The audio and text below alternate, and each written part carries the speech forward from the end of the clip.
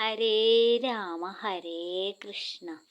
നാരായണീയം ദശകം 29 ശ്ലോകം 10.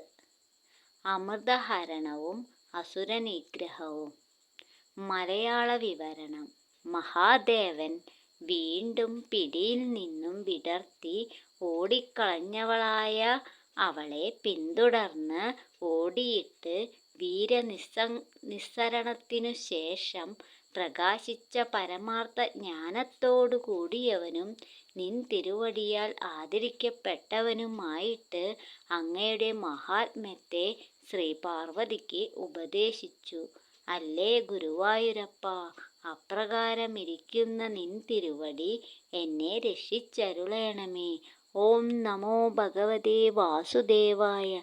സർവം കൃഷ്ണാർപ്പണമസ്തു.